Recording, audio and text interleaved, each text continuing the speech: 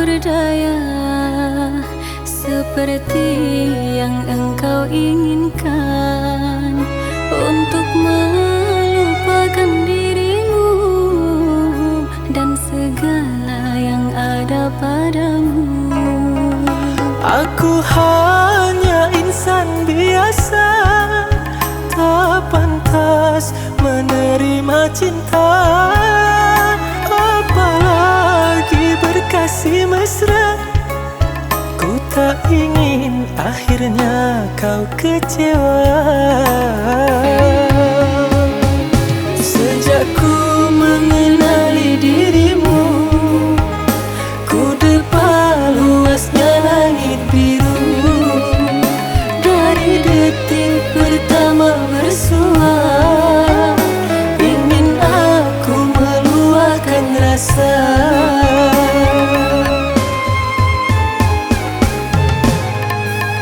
Cintanya bulan di mata hujan, di bawah kelambu kalbu, kan bersinaran dan kebasahan, lalu berpayungkan rindu.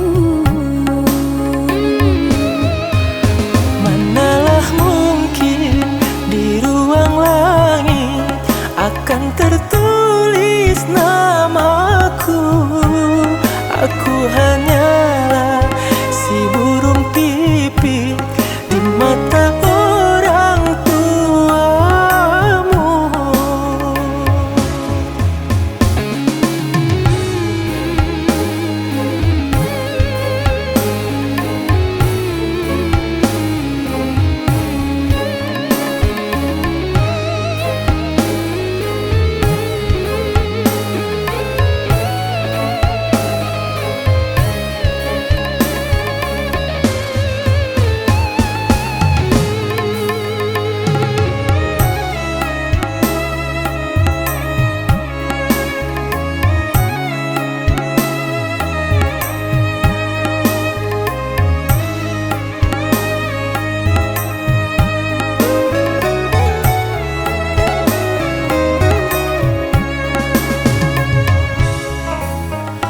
Aku hanya insan biasa, tak pantas menerima cinta, apalagi berkasih mesra.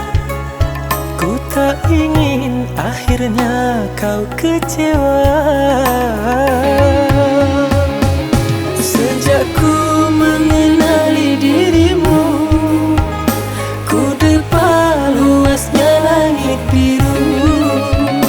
Dari detik pertama bersua, ingin aku meluahkan rasa.